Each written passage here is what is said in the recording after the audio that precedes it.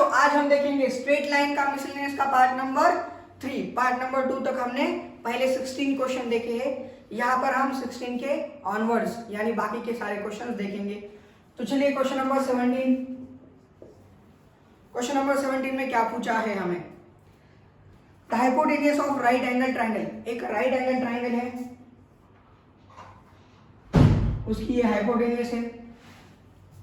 Hypotenuse of right angle triangle ends at point 1, 3 and minus 4, 1. 1, 3 and minus 4, 1। इस point पर क्या हो रही है? एंड हो रही है हाइपोटेन्यूज की, मतलब राइट एंगल ट्राइंगल की hypotenuse 1, 3 and minus 4, 1। Find the equation of the legs. Legs यानी ये दो जो बाकी के साइड बचे हुए हैं ना, उसे कहते हैं लेग्स। परपेंडिकुलर साइड भी ब्रैकेट में लिखा भी है आपको समझने के लिए, बहुत ही आसान कर दिया है। तो चलिए हमें ये दो लाइन की इक्वेशन क्या करने हैं, बनाने हैं। हमें क्या दिया हुआ है? एक राइट एंगल ट्रायंगल दिया हुआ है। अब देखिए ये दो लाइन क्या है? पैरेलल है। ये दो लाइन क्या है? पैरेलल है। इस ट्रायंगल को मैं क्या करता हूँ, अब कार्टेशियन कोऑर्डिनेट में लिख लेता हूँ। इसका ट्रायंगल को मैं कार्टेशियन कोऑर्डिनेट में बना लेता हूँ। 1, 3 कहाँ पर होगा? ये पॉइंट 1, 3 यहाँ पर होगा पॉइंट। -4, 1 -4, 1 यहाँ पर होगा पॉइंट। तो ये दोनों पॉइंट को मिलाने के बाद बनेगा ये हाइपोटेन्यूज।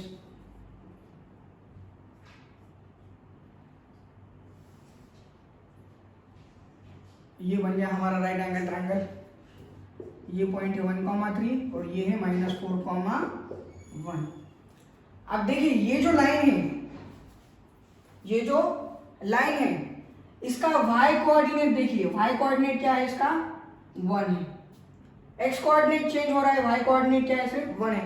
मतलब ये जो लाइन है x एक्सिस को पैरेलल है। किस एक्सिस को पैरेलल है? x एक्सिस को पैरेलल है। x एक्सिस को पैरेलल होने वाली लाइन का इक्वेशन होता है y इक्वल टू समथिंग, जो भी नंबर है। तो यहाँ पर क्या नंबर है? यहाँ पर नंबर है 1 में से पास हो रही है लाइन। इसका y कोऑर्डिनेट क्या है? इस लाइन का, पूरे लाइन के ऊपर y कोऑर्डिनेट क्या होगा? 1 होगा। यानी इस लाइन का इक्वेशन होगा y इक्वल टू 1। इस लाइन का इक्वेशन क्या होगा?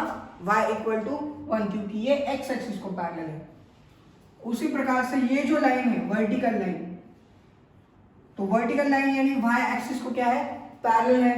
तो x इक्वल टू समथिंग इसका इक्वेशन होगा। तो x कोऑर्डिनेट क्या है? इस लाइन का x कोऑर्डिनेट क्या है? देखिए x कोऑर्डिनेट इस लाइन का 1 है। पूरी लाइन पर हम कहां पर भी जाएंगे, कौन सा भी पॉइंट लेंगे, तो उसका जो x कोऑर्डिनेट होगा वो क्या होगा? 1 होगा। x कोऑर्डिनेट क्या होगा? 1 होगा। यानी इस लाइन का इक्वेशन होगा x इक्वल टू 1। जो लाइन y एक्सिस को पैरेलल है उस लाइन का इक्वेशन यहाँ पर मुझे मिलता है x equal to 1। y axis को पैरेलल वाली लाइन x इक्वल टू 1 और x एक्सिस को parallel line y equal to 1। तो हमें दोनों इक्वेशन मिल गए हैं दोनों लेग्स के, और हमें यही तो निकालना था। बहुत ही सिंपल सा आसान सा सवाल था ये। तो चलिए इसे नोट डाउन कर लीजिए।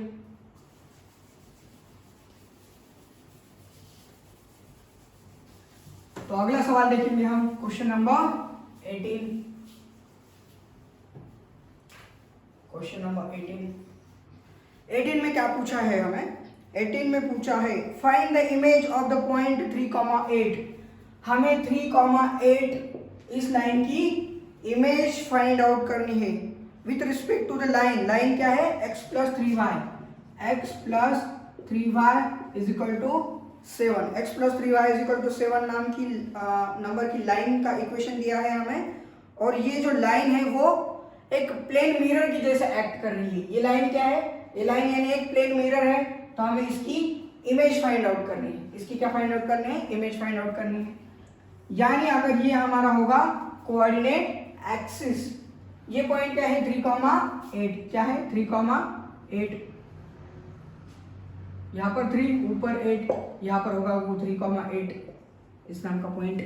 और x + 3y = 7, ये कोई लाइन है। सपोज ये वाली लाइन है, वो x + 3y = 7 वाली लाइन है। ये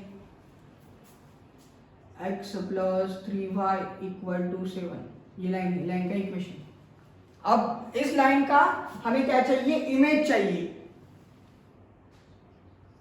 यानी ये जितना डिस्टेंस है उतना ही डिस्टेंस नीचे वाला पॉइंट, और इसके कोऑर्डिनेट है सपोज h कॉमा के, तो ये हमें h कॉमा के चाहिए। हमें क्या चाहिए, ये h और इस k की वैल्यू चाहिए। देखिए क्या कहा है हमें, इमेज कहा है। इमेज यानी ये इस लाइन से जितना आगे होगा उतनी ही पीछे उसकी इमेज होगी, तो यहाँ पर होगी h कॉमा के। यानी इसका मतलब ये जो पॉइंट है ये क्या होगा, इन दोनों पॉइंट का मिड पॉइंट। चलिए हम नाम दे देंगे सबको, इसको नाम देंगे हम O, इसको नाम देंगे A, ये लाइन है BC, और यहाँ पर एक पॉइंट है सपोज B। यहाँ पर कौन सा पॉइंट है, B। तो ये जो है मिड पॉइंट है, तो मिड पॉइंट के हम सेक्शन फार्मूला मतलब मिड पॉइंट फार्मूला का यूज करके हम यहाँ के कोऑर्डिनेट्स निकाल सकते हैं। तो कोऑर्डिनेट्स ऑफ पॉइंट ए के कोऑर्डिनेट्स हम निकाल सकते हैं, क्योंकि वो मिड पॉइंट है। और मिड पॉइंट के कोऑर्डिनेट कैसे निकालते हैं, x और x दोनों कोऑर्डिनेट की एडिशन करनी है हमें, 3 + h डिवाइडेड बाय 2, ये हो गया x कोऑर्डिनेट मिड पॉइंट का। अब मिड पॉइंट का y कोऑर्डिनेट यानी इन दोनों y कोऑर्डिनेट की क्या करनी है, हमें एडिशन करनी है, 8 + k/2। ये हो गए पॉइंट ए के कोऑर्डिनेट। उसी प्रकार से अब हम क्या निकाल सकते हैं, इसका स्लोप भी निकाल सकते हैं हम, इस लाइन का BC का क्या निकाल सकते हैं हम, स्लोप निकाल सकते हैं। हमें ये 2 पॉइंट मिले तो देखिए क्या करना है, ये देखो ये BC जो है वो OB को क्या करता है, परपेंडिकुलर है। BC जो है वो BO से क्या है, परपेंडिकुलर है। अगर मुझे इस लाइन का स्लोप पता है, देखिए x + 3y = 7 जनरल इक्वेशन दिया हुआ है, इसका मतलब हम BO का स्लोप निकाल सकते हैं, और BO के स्लोप का यूज करके हम BC का भी स्लोप निकाल सकते हैं, क्योंकि वो दोनों लाइन क्या है, परपेंडिकुलर है। और अगर मुझे स्लोप पता है, मुझे क्या पता है, स्लोप पता है इस लाइन का स्लोप पता है और मिड पॉइंट पता है, तो देखिए आगे क्या किस प्रकार से सॉल्व करना है। मुझे h और k के पहले तो 2 इक्वेशन चाहिए। क्या चाहिए मुझे, 2 इक्वेशन चाहिए। पहला वाला इक्वेशन क्या बनेगा, अगर मुझे a के कोऑर्डिनेट पॉइंट पता है, a के कोऑर्डिनेट पॉइंट पता है, और ये a जो पॉइंट है ये BO लाइन के ऊपर है, a जो पॉइंट है वो BO लाइन के ऊपर है, यानी ये कोऑर्डिनेट इस लाइन के इक्वेशन को क्या करते हैं, सेटिस्फाई करते हैं। यानी x और y की जगह पे मैं क्या लिख सकता हूँ, ये x और y के कोऑर्डिनेट लिख सकता हूँ उस पॉइंट के अंदर। तो x + 3y = 7, इसमें क्या करना है, ये कोऑर्डिनेट पॉइंट बस पुट करने हैं। तो x की जगह पर 3 + h/2 और y की जगह पर 8 + k/2 = 7। ये 3 + h/2 + 3 से इसे मल्टीप्लाई करने के बाद ये होगा 24 + 3k/2, 24 + 3k/2 = 7। 2 दोनों जगह पर कॉमन है, यानी ये 2 क्या आ जाएगा, इधर चला जाएगा। 2 और 2 को कॉमन लेकर मैं उधर लेकर जा सकता हूँ। और ये 3 + 24 यानी पहले तो ये h लिख लेता हूँ, फिर ये 3k लिख लेता हूँ। 24 + 3 यानी 27, 24 + 3 यानी 27, और ये 2 इधर चले गए, यानी ये हो गया 7 × 2 = 14। अब ये इक्वेशन बनेगा मेरा h + 3k, ये जो 27 है उस साइड में जाने के बाद होंगे निगेटिव, 24 में से 27 चले गए, यानी बचते हैं 13 निगेटिव वाले। कौन से, निगेटिव वाले। तो ये बन गया मेरा इस लाइन का एक इक्वेशन बन गया है। ये क्या बन गया है, एक इक्वेशन बन गया है h और k के टर्म में। और मुझे अगर h और k की वैल्यू चाहिए तो मुझे और एक इक्वेशन बनाना पड़ेगा इसी प्रकार से, h और k के टर्म में और एक इक्वेशन चाहिए मुझे। वो किस प्रकार से बना सकता हूँ मैं, इस प्रकार से। देखिए आगे, अब मुझे इस लाइन का जनरल इक्वेशन पता है x + 3y = 7, तो उस लाइन का स्लोप भी निकाल सकता हूँ मैं, x + 3y = 7। तो ये 3y = कितना होगा, -x + 7, ये पॉजिटिव उस साइड में जाने के बाद नेगेटिव हो गया है।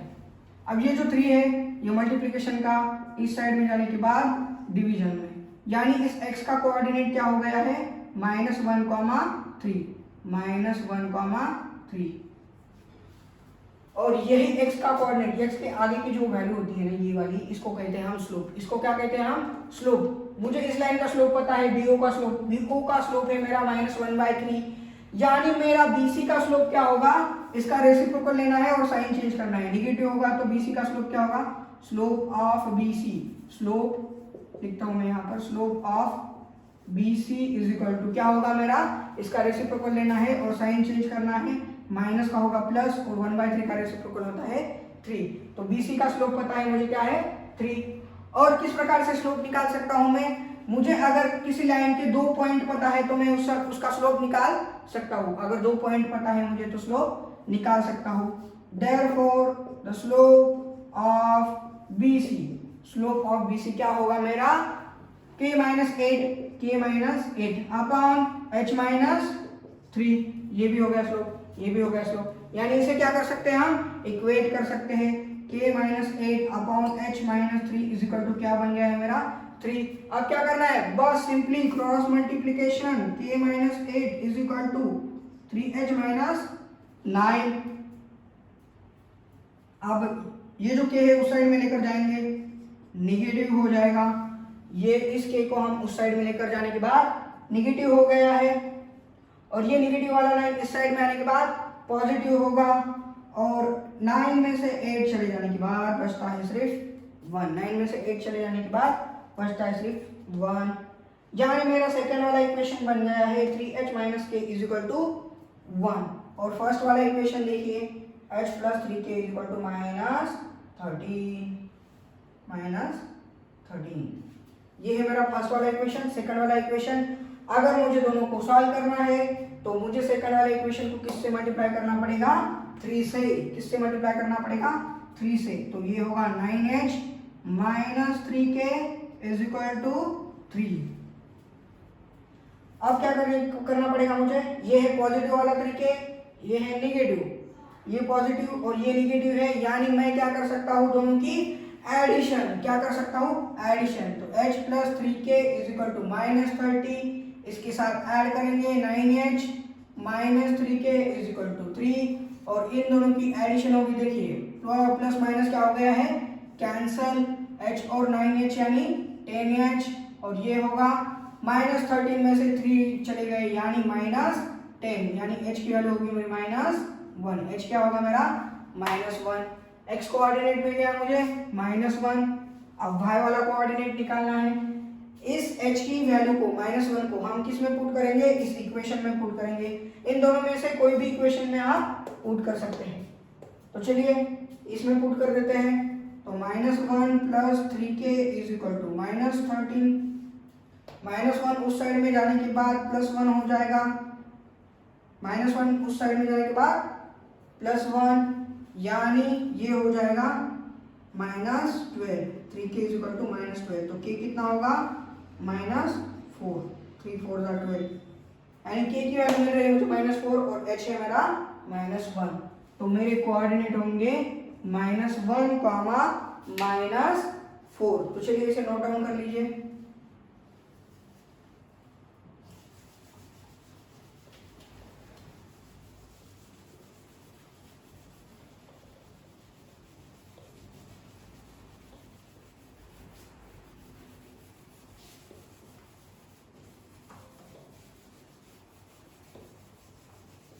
अगर आपको कुछ दिक्कत है तो आप कमेंट में लिख सकते हैं, कहीं पर कुछ डाउट वगैरह हो तो, और कुछ फीडबैक देना है तो भी लिख सकते हैं। तो चलिए क्वेश्चन नंबर 18 की ओर मुड़ते हैं हम। 18 हो गया यानी 19। इफ द लाइंस दिए हुए हैं हमें, कौन सी y is equal to 3x + 1, y equal to 3x + 1, ये वाली लाइन दी है। Second 2y is equal to x + 3, 2y is equal to x + 3। और आगे क्या पूछा है, आर इक्वली इंक्लाइंड। ये लाइन किससे है, इक्वली इंक्लाइंड है, यानी कुछ एंगल बना रही है। किसके साथ एंगल बना रही है, y इक्वल टू mx के साथ, y equal to mx + m x plus कुछ है क्या, एम एक्स प्लस 4 है, एम एक्स प्लस 4। ये जो दो लाइन है ये इसके साथ क्या हो रही है, एंगल बना रही है, इंक्लाइन हो रही है, मतलब एंगल बना रही है। और क्या कहा है, इक्वली इंक्लाइन, यानी ये और इसके बीच में जो एंगल होगा, ये वाली पहली वाली लाइन और ये वाली लाइन, इन दोनों के बीच में जो एंगल होगा वही एंगल इस लाइन में और इस लाइन के बीच में होगा। दोनों एंगल क्या होंगे, सेम होंगे। और अगर लाइन एंगल बनाती है तो एंगल निकालने का फॉर्मूला हमें पता है, क्या होता है, tan theta is equal to m2 minus m1 upon 1 plus m1 into m2। ये है अपना एंगल निकालने का फॉर्मूला।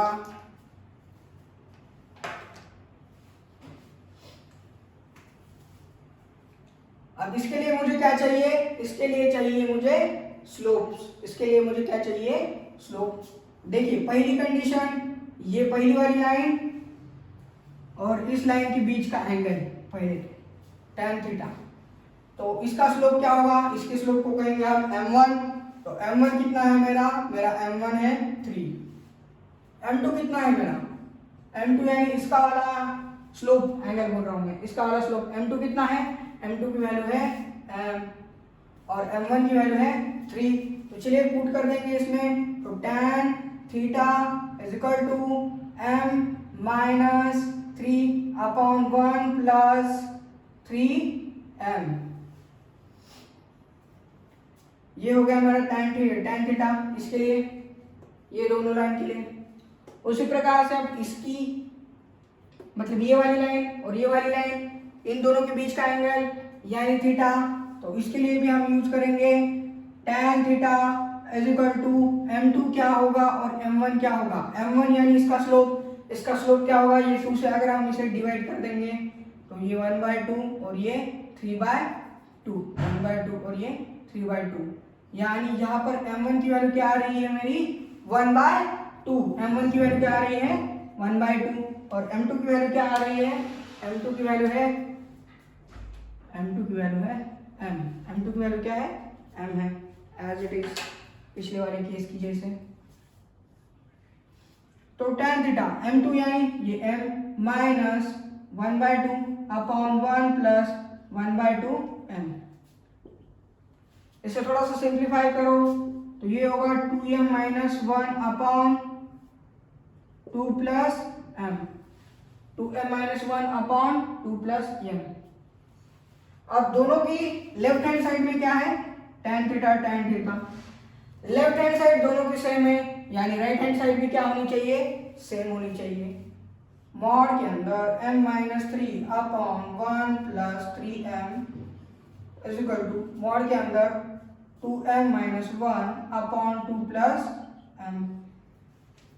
अब ये मॉड के अंदर है, मॉड के अगर बाहर निकाल दूंगा मैं दोनों को अगर मॉड के बाहर निकालूंगा तो या तो ये पॉजिटिव होगा या तो ये नेगेटिव होगा, या तो पॉजिटिव होगा या तो नेगेटिव होगा, दो केसेस है। तो पहले हम पॉजिटिव वाली केस लेंगे, पॉजिटिव अगर होगा तो क्या होगा, m minus 3 upon 1 plus 3m is equal to positive वाला 2m minus 1 upon 2 plus m। अब क्या करना है, सिंपली क्रॉस मल्टीप्लाई करना है। क्या करना है, cross multiply, 2 plus m into m minus 3 is equal to 1 plus 3m 1 plus 3m into 2m minus 1। अब करेंगे multiply, 2m minus 6 plus m square minus 3m, m square minus 3m। अब इससे 1 से मल्टीप्लाई करने के बाद 2m माइनस 1 फिर 6m का स्क्वायर माइनस 3m, 6m का स्क्वायर माइनस 3m। अब देखिए यहाँ पर क्या है 2m और यहाँ पर क्या है माइनस 3m, 2m में से माइनस 3m चला गया यानी माइनस m, तो ये होगा m square minus m minus 6। देखिए m square as it is, 2 में से 3 चला गया, एक ही बचता है, बड़े का साइन दे दिया है, -6 के लिए -6।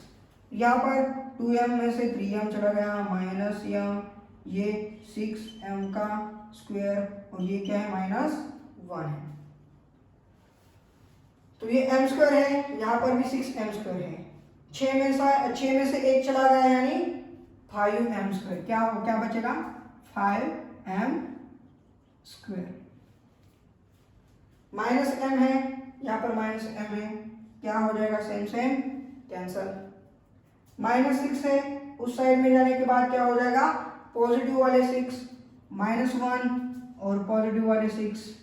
6 में से 1 चला गया यानी क्या बचता है, 6 में से 1 चले जाने के बाद 5 बचते हैं और बड़े का साइन देना है। बड़ा पॉजिटिव है तो पॉजिटिव, बड़ा पॉजिटिव क्या है -6 उस साइड में जाने के बाद प्लस हो गए, -6 उस साइड में जाने के बाद प्लस हो गए। m square is equal to 1 से इसे मल्टीप्लाई करने के बाद 2m, 3 से 3m का स्क्वायर -3, 2 से इसे मल्टीप्लाई करने के बाद फिर m से इसे मल्टीप्लाई करने के बाद m स्क्वायर -6।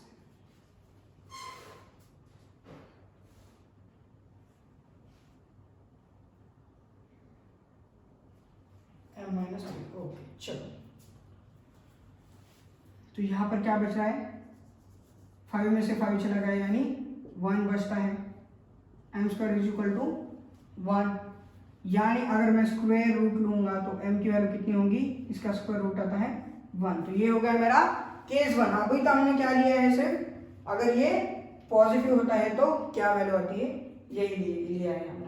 अब क्या करेंगे हम, निगेटिव होने के बाद क्या होगी वैल्यू, निगेटिव होने के बाद की वैल्यू 3x + 1 और ये है x + 3। चलो इन सबको नोट डाउन कर लीजिए ताकि मुझे और लिखने के लिए जगह मिले। ये केस 1 देखिए, हमने क्या लिखी, केस 1, तो केस 1 को लिख लीजिए। मैं केस 2 सॉल्व करूंगा।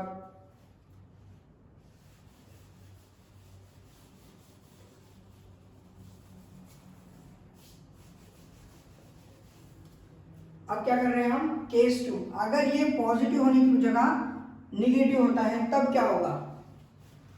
अगर सपोज निगेटिव है, क्रॉस मल्टीप्लाई करेंगे पहले तो 2 + m, इसका मल्टीप्लिकेशन होगा m -3 के साथ, फिर ये 1 + 3 का 1 + 3m का मल्टीप्लिकेशन, ये माइनस होने के बाद ये क्या हो जाएगा, चेंज हो जाएगा, इंटरचेंज हो जाएगा। ये 1 इस साइड में आ जाएंगे और ये 2m उस साइड में, 1 - 2m हो जाएगा। तो इसे 2 से मल्टीप्लाई करने के बाद ये होगा 2m - 6 + m स्क्वायर - 3m, और 1 से इसे मल्टीप्लाई करने के बाद ये 1 - 2m, फिर 3 से इसे मल्टीप्लाई करने के बाद ये होगा 3m - 6m का स्क्वायर। तो यहाँ पर 2m है, यहाँ पर -3m है, यानी ये है -m, और ये क्या है m स्क्वायर, और ये है -6 m स्क्वायर -m, और ये माइनस वाले 6 -2m, और ये +3m, -2m + 3m, पॉजिटिव वाला m रहेगा यहाँ पर।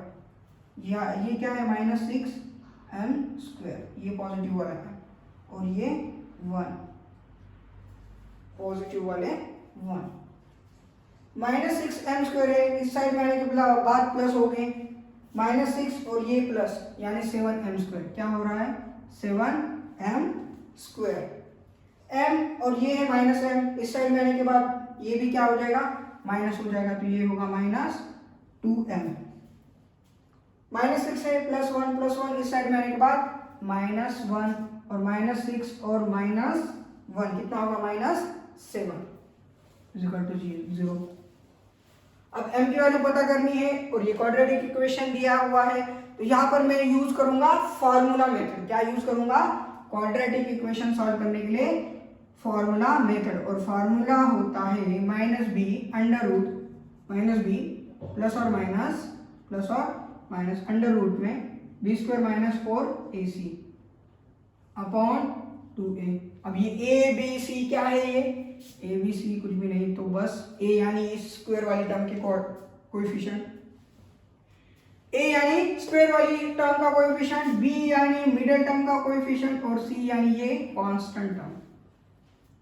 तो m as it is, minus b यानी माइनस माइनस क्या होगा, ये -2 और ये माइनस, तो ये +2 अंडर रूट 2 का स्क्वायर कितना होगा 4, -4 इंटू ए कितना है, ए है 7, सी कितना है -7 अपॉन 2 इंटू ए, 2 इंटू ए कितना है मेरा, ए है मेरा 7, तो 2 ये प्लस और माइनस अंडर रूट के अंदर 4 माइनस 7 7 का 49 इंटू 4 ये होगा 196 और ये नेगेटिव नेगेटिव पॉजिटिव और ये है 196 और ये 2 इंटू 7 यानी 14, 2 इंटू 7 यानी 14। तो चलिए इसे सॉल्व करेंगे। 4 प्लस 196 कितना होता है 200, 4 प्लस 196 होता है 200, 2 प्लस और माइनस ब्रैकेट के अंदर 200 अपॉन में कितना है 14, अपॉन में कितना है 14। तो चलिए यहाँ पर लिखता हूँ मैं वही चीज, लास्ट सिर्फ 2 स्टेप बाकी है इसके। 200 को अगर मैं सिंप्लीफाई करता हूँ 100 इंटू 2, 200 को अगर मैं सिंप्लीफाई करता हूँ 100 इंटू 2 अपॉन में कितना है 14। तो 100 का स्क्वायर रूट निकलता है, कितना निकलता है 10। 100 का स्क्वायर रूट क्या होता है 10, यानी मैं इस स्क्वायर रूट को क्या लिख सकता हूँ, बाहर लिख सकता हूँ। 200 को किस प्रकार से लिखा मैंने 100 इंटू 2 और 100 का स्क्वायर रूट होता है 10, यानी ये 10 आ गया है बाहर और ये अंदर से बचेगा √2। और अगर इसमें से 2 कॉमन ले लेता हूँ मैं तो ये होगा 1 प्लस और माइनस 5√2। 2 को कॉमन लेकर डिवाइड करता हूँ तो ये होगा 7, यानी मेरी m की वैल्यू होगी 1 प्लस और माइनस 5√2 अपॉन 7। दोनों केस के लिए दो अलग अलग वैल्यूज आएंगी m की, तो ये m के दोनों वैल्यूज है। तो चलिए इसे नोट डाउन कर लीजिए। तो क्वेश्चन नंबर 20 देखेंगे अब हम। क्वेश्चन नंबर 20 में क्या दिया है, if the sum of perpendicular distances, sum of क्या है perpendicular distances of variable point p x, y, ये p नाम का पॉइंट है, x, y उसके कोऑर्डिनेट है और हमें क्या निकालना है, हमें अभी तक कुछ पूछा गया नहीं है, अभी तक क्या कहा है, सिर्फ एक पॉइंट है और सम ऑफ परपेंडिकुलर डिस्टेंस है from the line x plus y minus 5, x plus y minus 5 equal to 0 and second line क्या है 3x minus 2y plus 7, 3x minus 2y plus 7 equal to 0, x plus y minus 5 equal to 0 and 3x minus 2y plus 7 equal to 0। ये line दिए है और इसका perpendicular distance from the point, इस point से इस दो लाइन का परपेंडिकुलर डिस्टेंस की सम यानी एडिशन है, कितने हैं 10 है, क्या है 10 है। अगर ये पॉइंट और ये लाइन इन दोनों के अंदर का डिस्टेंस है d1 प्लस अगर इन दोनों के बीच में जो डिस्टेंस है ये पॉइंट और ये लाइन, इसको अगर हम कहेंगे d2, तो ये d1 plus d2 equal to 10। ये हमें क्या दिया है, क्वेश्चन के अंदर दिया हुआ है। तो हमें क्या निकालना है, question number 20, show that point P must move on line. क्या करना है हमें, ये जो पॉइंट P है वो एक लाइन के अंदर मूव हो सकता है। क्या क्या दिखाना है हमें, ये P जो है वो एक लाइन के अंदर मूव हो सकता है, यानी बेसिकली इसका यूज करके हमें एक इक्वेशन बनाना है, जो इक्वेशन क्या होना चाहिए, लीनियर इक्वेशन होना चाहिए। क्या होना चाहिए, लीनियर इक्वेशन होना चाहिए। लीनियर इक्वेशन ही क्यों, क्योंकि लीनियर इक्वेशन ही रिप्रेजेंट करता है लाइन को। लीनियर इक्वेशन किसको रिप्रेजेंट करता है, लाइन को, और लाइन को रिप्रेजेंट करता है। और हमें क्या शो करना है कि ये लाइन पर मूव कर रहा है, यानी अगर लाइन का इक्वेशन हमने दिखा दिया है ax plus b y equal to c, standard form में अगर हम इक्वेशन बना लिया है, हम अगर बनाते हैं तो बस यही तो शो करना था हमें। तो चलिए d1 निकालेंगे पहले। तो d1 इज इक्वल टू इन दोनों के बीच का डिस्टेंस मॉड ax1, ax1 भी x ही है यहाँ पर, by1 b यानी इसका कोऑर्डिनेट, और y1 की जगह पे y ही है, ये माइनस और divided by under root a square plus b square. a square यानी 1 का स्क्वायर, ये भी 1 का स्क्वायर, 1 का स्क्वायर 1 होता है, फिर 1 का स्क्वायर 1 होता है, 1 प्लस 1 यानी 2 हो गया। तो d2 निकालेंगे, d2 इज इक्वल टू उसी प्रकार से ये क्या होगा 3x minus 2y plus 7 upon 3 का स्क्वायर होता है 9 प्लस 2 का स्क्वायर होता है 4, 9 प्लस 4 होगा 13, 9 प्लस 4 होगा 13। हमें क्या दिया है यहाँ पर, कंडीशन क्या है, d1 प्लस d2 कितना होना चाहिए, d1 प्लस d2 कितना होना चाहिए, 10 होना चाहिए। कितना होना चाहिए, 10। तो ये 10 होगा x plus y minus 5 upon root 2, इसकी addition 3x minus 2y plus 7 upon root 13 के साथ कितनी होनी चाहिए, 10 होनी चाहिए।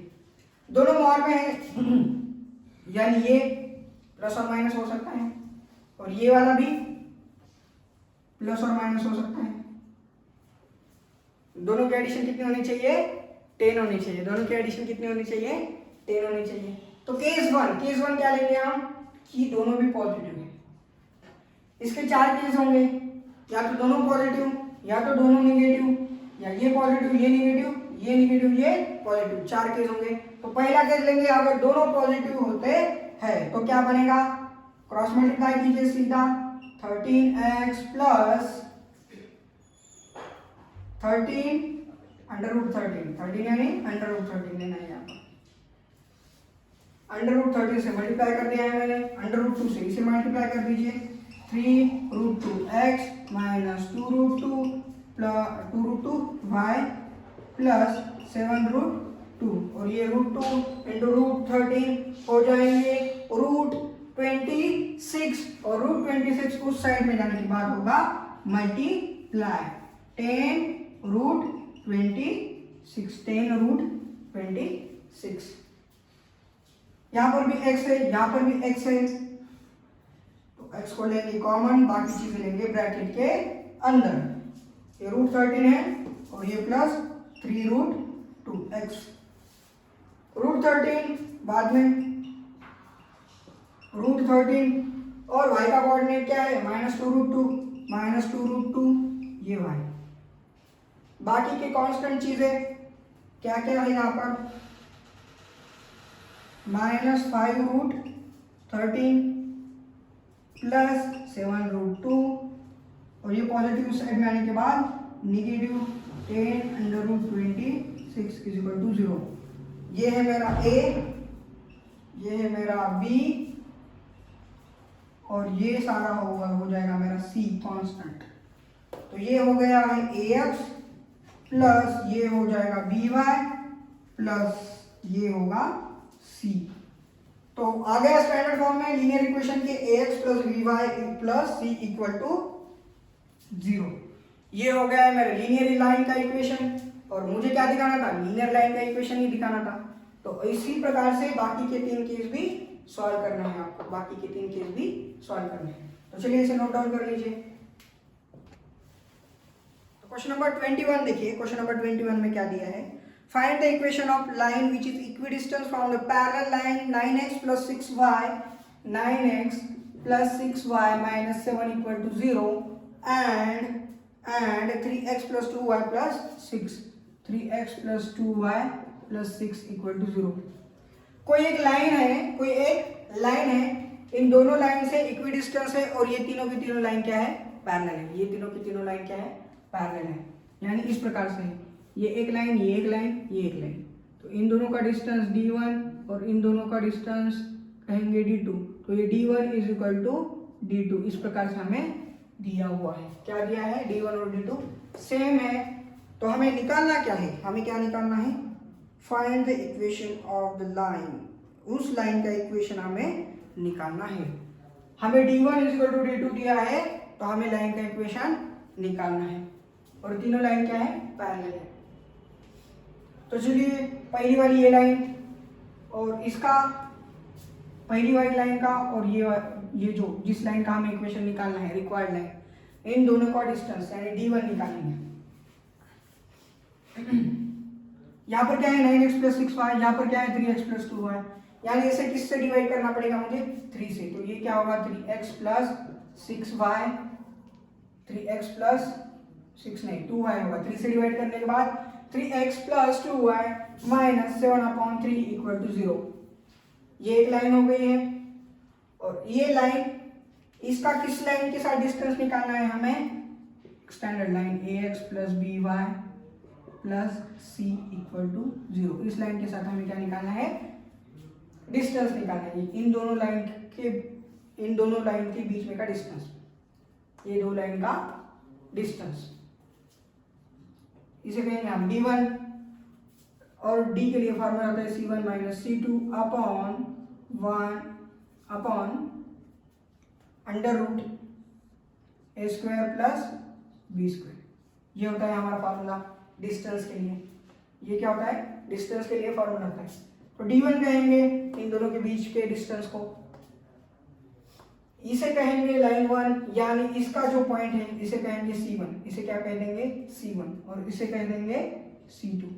ये c1 है हमारा और ये c2, ये क्या है हमारा c1 और ये है हमारा c2। तो c1 की वैल्यू क्या है -7/3, -7/3। c2 की वैल्यू क्या है, c2 की वैल्यू है c, जिसे हमें निकालना है। तो ये हो गया हमारा d1। उसी प्रकार से d2 क्या होगा, d2 होगा मेरा, d2 के लिए c1 क्या होगा, c1 क्या होगा, यहाँ पर ये था, यहाँ पर c1 होगा, d2 के लिए c1 होगा 6, क्या होगा 6 होगा, 6 माइनस c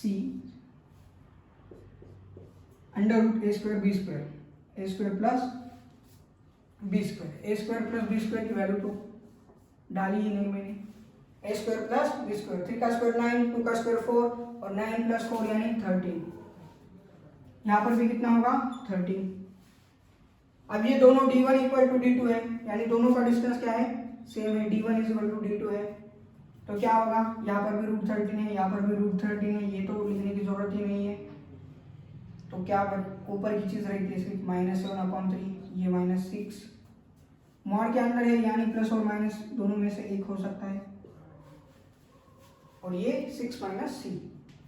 अगर मैं दोनों पॉजिटिव लेता हूँ, मतलब पहले तो मैं एक बार पॉजिटिव लेकर देखता हूँ।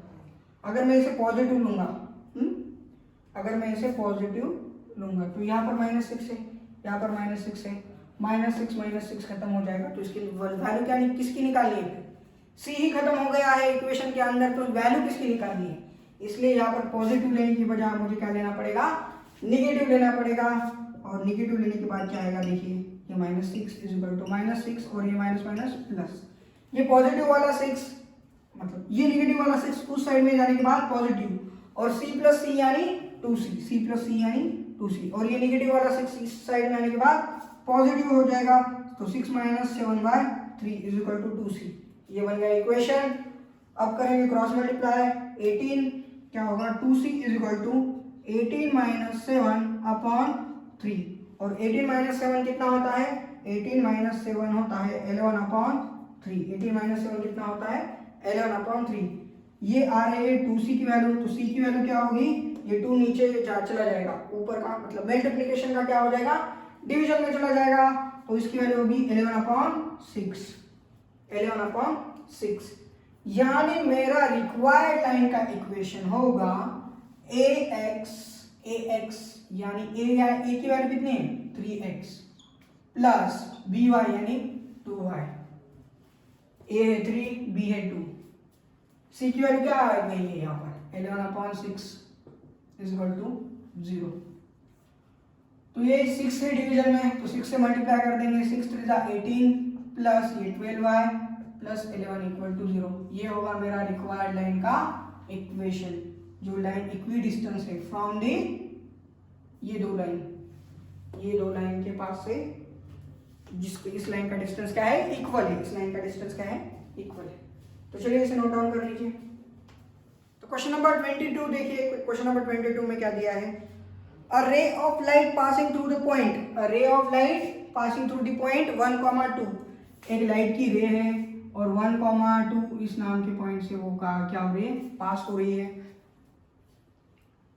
Reflect on the x axis eight point A, ये सपोज एक्स एक्सिस है तो यहां से वो लाइन क्या हो रही है, रिफ्लेक्ट हो रही है, ये इंसिडेंट लाइन और ये रिफ्लेक्टेड लाइट, मतलब रे। The reflected ray passing through the point 5, 3 से पास हो रही है।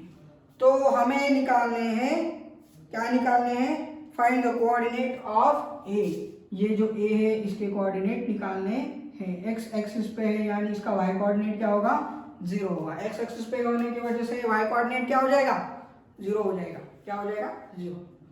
देखिए ये एक रे है 1, 2 से आ रही है, मतलब इंसिडेंट हो रही है, फिर रिफ्लेक्ट हो रही है on the x axis at the point a is equal to x, 0 पे, और फिर रिफ्लेक्ट होने के बाद कहां से पास हो रही है, पॉइंट 5, 3 से। अगर मैं इसे नाम दूंगा, इसे क्या देंगे, o, इसे देंगे a, ये है x एक्सिस तो x नाम दे देंगे, तो ये हो गया है a, मतलब a तो हो गया है, तो ये होगा b और ये होगा, इसका नाम होगा c, इसका नाम b, उसका नाम c। तो हमें पता है अगर कोई लाइन क्या हो रही है, रिफ्लेक्ट हो रही है, तो ये एंगल ऑफ इंसिडेंस मैंने क्या निकाल ली है, ये नॉर्मल है, ये क्या है, परपेंडिकुलर लाइन यानी ये है नॉर्मल। तो एंगल ऑफ इंसिडेंस यानी phi is equal to angle of reflection. आप फिजिक्स पढ़ते हो तो फिजिक्स में आपको पता होगा इंसिडेंट का एंगल और रिफ्लेक्शन का एंगल क्या होता है, सेम होता है। क्या होता है, सेम होता है। और इसे मैं फाई कह रहा हूं तो ये भी हो जाएगा फाई, और इस एंगल को कहेंगे हम थीटा। ये एंगल मुझे पता नहीं है तो मैं निकाल सकता हूँ, angle of O A B is equal to कितना होगा, पूरा का पूरा स्ट्रेट लाइन है तो पूरे का पूरा एंगल होगा 180 का, और 180 में से क्या क्या माइनस करना है मुझे, 180 में से यहाँ पर जगह नहीं मिल रही है तो यहाँ से लिखूंगा, मैं यहाँ से स्टार्ट करता हूँ। Angle O A B is equal to 180 minus क्या क्या करना है, ये फाई और ये फाई, 2 फाई को माइनस करना है, फिर प्लस किसको माइनस करना है, इस थीटा को माइनस करना है, किसको माइनस करना है, थीटा। तो मुझे क्या मिलेगा, ये वाला एंगल। देखिए पूरे एंगल में से 180 में से ये इतना पोर्शन माइनस करना पड़ रहा है मुझे, पूरे 180 में से ये वाला पोर्शन क्या कर दिया है मैंने, माइनस कर दिया है, ताकि मुझे इसकी वैल्यू मिल सके, ओ ए बी की वैल्यू मिल सके। 180 माइनस फ्रॉम द फिगर, आपको क्या लग रहा है फ्रॉम द फिगर, देखिए फाई की वैल्यू क्या हो सकती है, ये नॉर्मल है तो यानी ये वाला एंगल हो गया है 90 का, यानी फाई होगा मेरा 90 माइनस थीटा। फाई क्या होगा, फाई की वैल्यू क्या होगी 90 माइनस थीटा, तो मिल जाएगा फाई 90 माइनस थीटा, और ये वाला प्लस थीटा, तो ये 180 माइनस 2 इंटू 90 यानी 180 माइनस 2 थीटा प्लस थीटा। 180 में से 180 चला गया, कुछ भी नहीं बचेगा, और ये निगेटिव, और ब्रैकेट के अंदर थीटा है, ये -2 थीटा, 2 में से 1 चला गया, 1 ही बचेगा, बड़े का साइन बड़ा निगेटिव है तो निगेटिव, और ये निगेटिव क्या हो जाएगा, पॉजिटिव। यानी ये वाला भी एंगल क्या होगा, ये वाला एंगल भी होगा पॉजिटिव, ये वाला एंगल भी क्या होगा, पॉजिटिव होगा। मुझे क्या निकालना है, इसके कोऑर्डिनेट। क्या निकालना है, इसके कोऑर्डिनेट। तो अब देखिए मैं क्या करता हूं, मुझे यहाँ का एंगल पता है थीटा, तो स्लोप निकाल सकता हूं मैं। स्लोप ऑफ एसी, किसका slope, slope of AC, slope of AC क्या होगा, tan थीटा, क्या होगा tan theta is equal to क्या होता है, y2 minus y1, y2 minus y1, 3 minus 0 यानी 3 upon x2 minus x1, x2 minus x1 यानी 5 minus x, 3 minus 0 upon 5 minus x। ये हो गया slope of the line AC।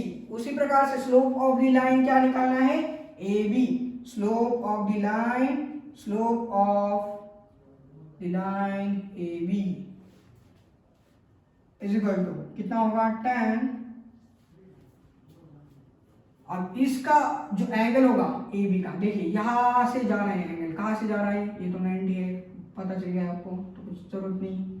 ये थीटा है आपको पता है, यहाँ पर लिखता हूँ छोटा सा थीटा, ये फाई है आपको पता है ऑलरेडी।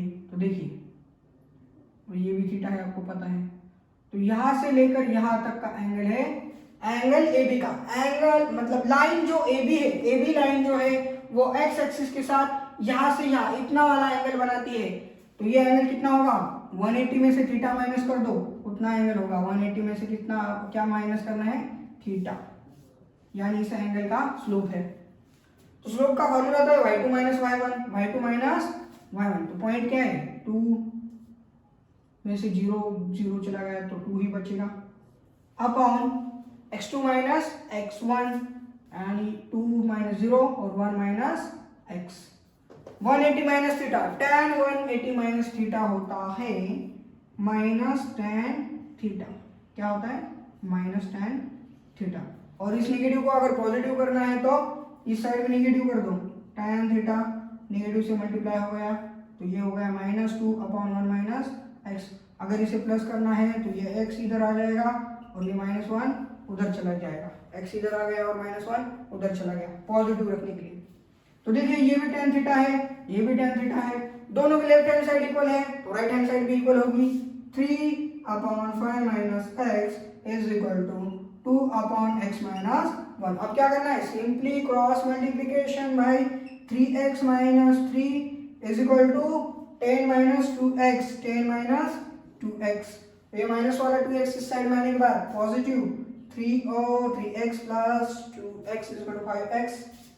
अब ये -3 उस साइड में जाने के बाद पॉजिटिव 10 प्लस 3 यानी 13। तो x की वैल्यू कितनी होगी 13 अपॉन 5, x की वैल्यू कितनी होगी 13 अपॉन 5। और मुझे यही तो निकालना था, आखिरकार यही तो निकालना था और मिल गया मुझे 13 अपॉन 5। तो चलिए नोट डाउन कर लीजिए इसे।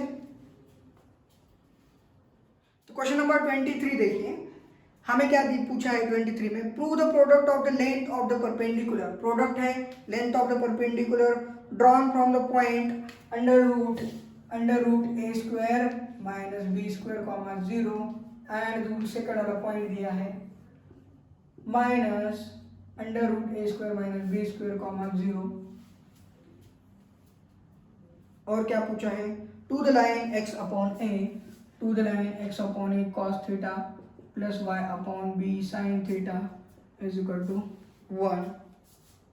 x upon a cos theta plus y अपॉन b sin theta is equal to 1 is b square. देखिए क्वेश्चन में क्या पूछा है, बेसिकली ये दो पॉइंट है, ये क्या है, दो पॉइंट है और ये एक लाइन है। सपोज अगर मैं कोऑर्डिनेट एक्सिस निकालता हूँ तो ये जो पॉइंट है ये कहाँ पर होगा, -a square minus b square हो गया, यानी यहाँ पर होगा कहीं पर भी। इसे कह दीजिए पॉइंट B, सपोज इसे कहेंगे पॉइंट A, ये यहाँ पर होगा। ये एक्सिस के ऊपर क्यों है, क्योंकि इसका y कोऑर्डिनेट 0 है इसलिए ये x एक्सिस के ऊपर है। और सपोज ये x है cos theta plus y b sin cos theta, ये वाली लाइन यहाँ पर है सपोज। हाँ, तो हमें पूछा क्या गया है, बेसिकली इन दोनों के बीच में का डिस्टेंस, इसे कहेंगे अगर हम अल्फा या क्या d1 कह देंगे, और इसे कहेंगे हम d2, perpendicular distance, perpendicular product of the perpendicular drawn from the point. यहाँ से एक परपेंडिकुलर, यहाँ से एक परपेंडिकुलर, इस लाइन के ऊपर बना रहा हूं मैं परपेंडिकुलर। तो इन दोनों का प्रोडक्ट d1 इंटू d2 कितना होना चाहिए, d1 इंटू d2 होना चाहिए b स्क्वायर। ये हमें क्वेश्चन में पूछा गया है। d1 इंटू d2 को हमें क्या दिखाना है, b स्क्वायर दिखाना है। क्या दिखाना है, b स्क्वायर। तो पहले तो d1 निकालेंगे हम, d1 डिस्टेंस फॉर्मूले का यूज करेंगे।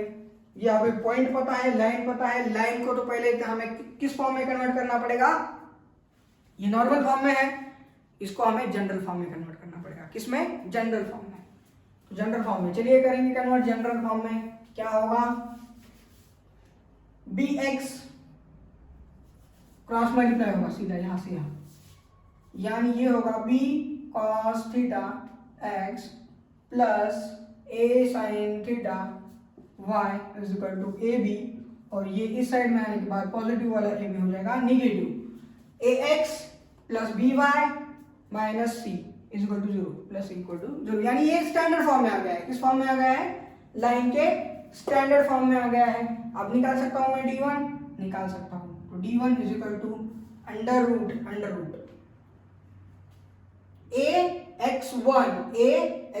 x1 ये मेरा ये है, x1 क्या है? ये y1 तो 0 है। फिर सेकंड वाले कंडीशन के लिए ये वाला x1 और ये वाला y1। d2 निकालने के लिए, d1 निकालने के लिए ये x1 है, तो y1 तो 0 है, यानी ये वाली टर्म की तो कोई जरूरत नहीं हमें। x1 ये लिख देंगे b cos थीटा, ये क्या है? b cos theta a x1 क्या है? Under root a square minus b square, under root a square minus b square plus c की वैल्यू क्या है? ab upon under root a square plus b square, a square यानी b square cos square theta plus b square यानी a square sin theta, a square sin square theta. ये हो गया मेरा d1। उसी प्रकार से d2 क्या होगा मेरा? d2 is equal to ax1, यहाँ पर x1 की वैल्यू क्या है? निगेटिव अंडर रूट में a square minus b square, यहाँ पर पॉजिटिव था वहां पर निगेटिव है। b cos थीटा ये अंडर रूट के अंदर a square minus b square, और फिर ये माइनस वाला ए बी, और नीचे वाली टर्म एज इट इज क्या है? B square cos square theta plus B A square sine square theta, mod के अंदर। कहाँ पर है ये? मॉड के अंदर। ये निगेटिव है, क्या है ये? निगेटिव है। अब d1 इंटू d2 पहले तो प्रोडक्ट करेंगे, इनका प्रोडक्ट बी स्क्वायर चाहिए हमें। क्या चाहिए? Product b square. इसे पूछ लेता हूं मैं।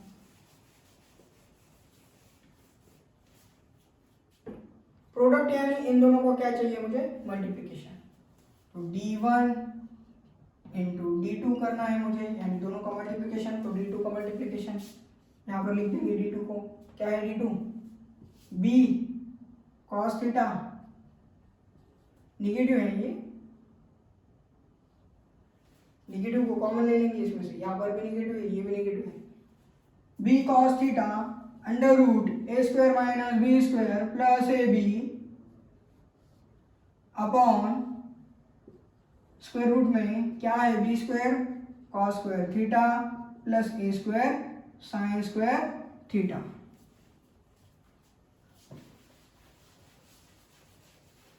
ये हो गया d1 इंटू d2। क्या हो गया? d1 into d2। इसमें से क्या कॉमन निकल सकता है? ये भी b कॉमन निकल सकता है। ये निगेटिव था बाहर, इसमें से b कॉमन निकल सकता है, तो ये बचेगा ब्रैकेट के अंदर ये सारे टर्म। ये मॉड की अभी कुछ जरूरत नहीं है। मॉड की जरूरत है नहीं। इसमें से भी b कॉमन निकलेगा, उसमें से b कॉमन निकल रहा है, तो इसमें से भी क्या निकल जाएगा? b कॉमन निकल जाएगा। दोनों में से b कॉमन निकल रहा है, b इंटू b का क्या हो जाएगा? स्क्वायर हो जाएगा। b इंटू b का क्या हो जाएगा? स्क्वायर। निगेटिव वाला था इसलिए निगेटिव। अब यहाँ पर ये भी स्क्वायर रूट में है, ये भी स्क्वायर रूट में है, मल्टीप्लिकेशन के बाद स्क्वायर रूट क्या हो जाएगा? गायब। स्क्वायर रूट क्या हो जाएगा? गायब। ये मेरा हो गया स्क्वायर रूट गायब। यहां पर देखिए a माइनस बी, ये है a प्लस बी। क्या होता है? a plus b, a minus b किसका लॉन्ग फॉर्म है? ए स्क्वायर माइनस बी स्क्वायर का, a square minus B square का। a यानी ये वाली टर्म है, b यानी ये वाली टर्म है, तो दोनों को क्या करना है मुझे? सिंपली स्क्वायर करना है। ए स्क्वायर माइनस बी स्क्वायर करना है,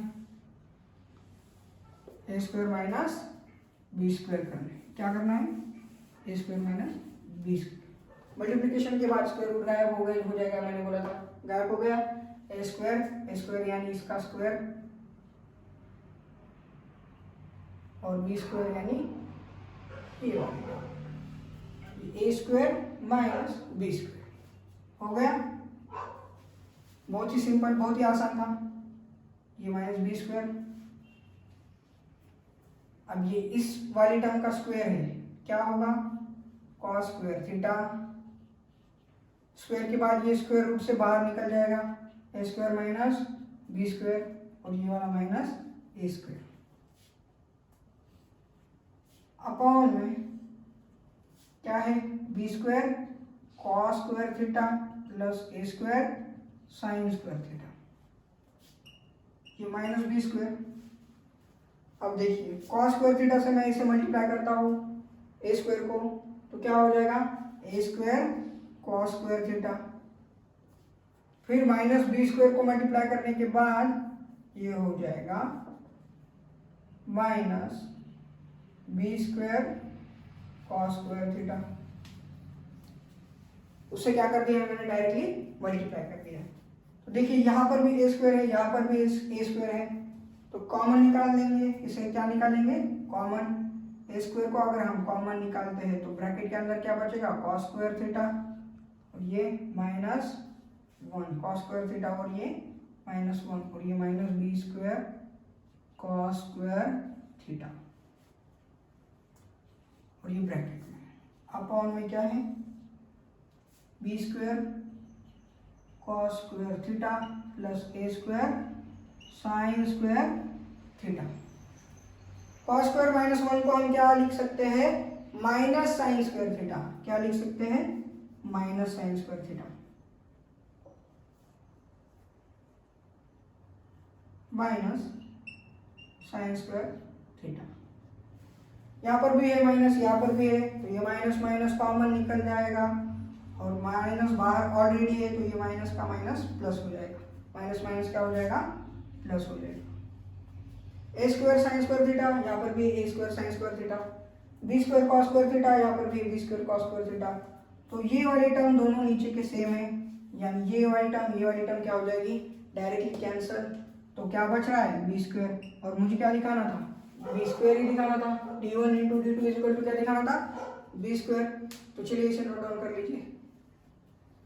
क्वेश्चन नंबर 24 देखिए, a person standing at junction, junction के पास वो पर्सन स्टैंड कर रहा है, crossing of two straight path represent the equation 2x minus 3y plus 4, 2x minus 3y plus 4। Suppose junction है, जंक्शन किसे कहते हैं एक पॉइंट से अगर दो रेल की पटरियां निकलती है या जो भी निकलता है जंक्शन, यानी अगर कोई केबल है लाइन की तो एक पॉइंट से अगर दो केबल निकल रहे हैं या एक पॉइंट से अगर दो रेल की पटरियां निकल रही है एक ही पॉइंट से, तो उसे क्या कहते हैं हम जंक्शन कहते हैं। एक पॉइंट से अगर दो रास्ते मिल रहे हैं तो उसे क्या कहते हैं, दो या दो से अधिक रास्ते मिलते हैं एक ही पॉइंट से तो उसे हम कहते हैं जंक्शन। तो एक जंक्शन है तो ये इस लाइन को कहेंगे हम 2x minus 3y plus 4 and दूसरी वाली लाइन क्या है 3x plus 4y minus 5, 3x plus 4y minus 5 equal to 0, 3x plus 4y minus 5 equal to 0 और 2x minus 3y plus 4 equal to 0। ये दो लाइन है इस जंक्शन के पास से पास हो रही है, निकल रहे हैं। And he want to reach the path whose equation, और उस इंसान को एक पाथ पर पहुंचना है और उस पाथ का इक्वेशन है 6x minus 7y plus 8, 6x minus 7y plus 8 equal to 0 in the less time यानी यहाँ से गुजरेगा वो कम से कम टाइम में, यानी यहाँ पर आ जाएगा। ये होगी उसकी पाथ, यहाँ से आ रहा है वो इंसान और यहाँ पर पहुंच रहा है इस लाइन के पास 6x minus 7y plus 8 equal to 0 वाली लाइन के पास पहुंच रहा है। Find the equation of the path that should follow, इस लाइन का इक्वेशन हमें फाइंड आउट करना है। यानी ये देखिए ये इंसान था यहाँ पर, ये जंक्शन, और यहाँ से यहाँ पर उसे पहुंचना है, तो वो जो पाथ फॉलो कर रहा है इस पाथ को, तो इसका इक्वेशन हमें निकालना है, यानी इस लाइन का इक्वेशन निकालना है। अब हमें दिख ही तो रहा है कि ये लाइन जो है रिक्वायर्ड इस लाइन से क्या है, परपेंडिकुलर है। 6 - 7y + 8 के साथ क्या है, परपेंडिकुलर है। यानी इसका स्लोप अगर मुझे पता है तो इसका स्लोप मैं निकाल सकता हूँ। The slope of the required line is equal to, इसका स्लोप क्या होगा, इसका स्लोप होगा m is equal to -a/b होता है। स्लोप क्या होता है, -a/b, -a यानी कितना 7, -a यानी कितना हो रहा है 7/b। अरे यहाँ पर y है क्या, 6x - 7y + 8, -a यानी -6/b यानी -a/b यानी -6/-7, तो ये माइनस माइनस प्लस हो जाएगा 6/7। इस लाइन का इक्वेशन है, तो रिक्वायर्ड लाइन का इक्वेशन, जो लाइन इसको परपेंडिकुलर है उसका स्लोप होगा, इक्वेशन नहीं उसका स्लोप क्या होगा 7/6, वो भी निगेटिव वाला। रिक्वायर्ड लाइन का स्लोप, अगर हम इसे रिक्वायर्ड लाइन के स्लोप को क्या कहते हैं, m कहते हैं। इसे क्या कहेंगे, इसे m1 कह देंगे इसे। चलिए, तो रिक्वायर्ड लाइन के स्लोप को हम m कहेंगे, तो m की वैल्यू क्या होगी मेरी -7/6 होगी। क्या होगी, -7/6, -a/b यानी -6/-7, तो ये 6/7 यानी वो -7/6। इस लाइन का इक्वेशन। अब ये जो दो लाइन है यहाँ पर मीट हो रहे हैं, यानी इंटरसेक्ट हो रहे हैं। ये दो लाइन यहाँ पे इंटरसेक्ट हो रही है, तो पॉइंट ऑफ इंटरसेक्शन निकालेंगे। यहाँ का point of intersection x, y जो भी होगा, x, y। तो x और y की वैल्यू निकालनी है हमें। क्या दिया है लाइन, 2x - 3y + 4 + 4 उस साइड में जाने के बाद -4, 3x + 4y -5 उस साइड में जाने के बाद +5। इसे 2 से मल्टीप्लाई करेंगे तो क्या होगा, ये 2 नहीं 3 से मल्टीप्लाई करेंगे। इसे अगर 3 से मल्टीप्लाई करेंगे तो ये होगा 6x - 9y प्लस ये -12 हो जाएगा। 3 से क्या कर देंगे मल्टीप्लाई, 6x - 9y -12, 3 से मल्टीप्लाई किया। इसे 2 से मल्टीप्लाई करेंगे, 2x + 8y = 10। दोनों का करेंगे सब्ट्रैक्शन में होते हैं साइन चेंज, तो ये कर दिया मैंने साइन चेंज। ये पॉजिटिव नेगेटिव घट गया, ये नेगेटिव ऐड हो जाएगा, 8 और 8 16, और ये 17y, निगेटिव वाले 17y, और ये निगेटिव ही होता है, ऐड करना पड़ता है 10 और 12 को, तो होता है 22। तो y = होगा मेरा 22/17, ये आ गई मेरे y की वैल्यू। x की वैल्यू निकाल सकता हूँ मैं, इसमें पुट कर दो, x की वैल्यू मिल जाएगी 2x - 3, y की वैल्यू क्या है 22/17 = -4, 2x - 66/17, ये निगेटिव उस साइड में जाने के बाद पॉजिटिव, और ये नहीं माइनस वाली 4 तो माइनस वाला 4, -66/17 उस साइड में जाने के बाद पॉजिटिव। अब होगा क्रॉस मल्टीप्लिकेशन, 66 17 4 था 68, कितना होता है 68/17, 66 - 68 यानी -2/17, कितना होगा -2/17। तो x की वैल्यू कितना आएगी, x की वैल्यू आएगी, ये 2x की वैल्यू है तो x की वैल्यू आएगी -1/17। x की वैल्यू क्या आएगी -1/17।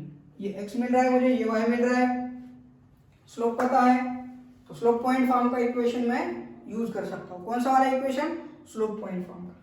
पहले तो इतना लिख लीजिए, स्लोप पॉइंट फॉर्म का इक्वेशन बनाता हूँ मैं अभी। ये मेरा y कोऑर्डिनेट, ये मेरा x coordinate.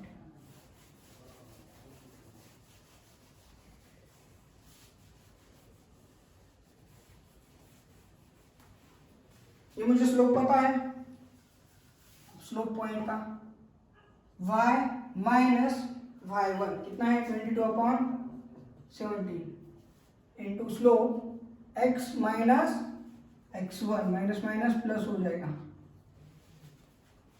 Slope point form से इक्वेशन बनाएंगे हम। 17y minus 22 upon 17, 17y minus 22 upon 17। फिर ये जो 6 जो है मल्टीप्लीकेशन, ये डिवीजन वाले इस साइड में आने के बाद मल्टीप्लाई, यहाँ पर भी cross multiply, 17x plus 1 upon 17। तो ये 17 17 क्या हो जाएगा, कैंसर। 6 से इसे मल्टीप्लाई करेंगे, 6 इंटू 17 यानी 85 और वो कितना होगा 102y। 6 से इसे मल्टीप्लाई करने के बाद 6 2 12 कैरी 1, 12 और 1 13, ये माइनस 119, 17 7 लाओ माइनस 119 और ये माइनस 7।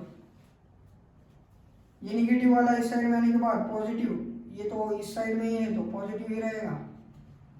ये माइनस 132 उस साइड में जाने के बाद प्लस वाले 132 और ये माइनस 7। 132 में से 7 चला गया, कितना बचता है, 172 में से 7 चला गया तो बचता है 125। कितना बचता है 125, और इस साइड में आने के बाद निगेटिव हो जाएगा, पॉजिटिव वाला 125 इस साइड में आने के बाद निगेटिव हो जाएगा। और ये बन गया मेरे रिक्वायर्ड लाइन का इक्वेशन 125।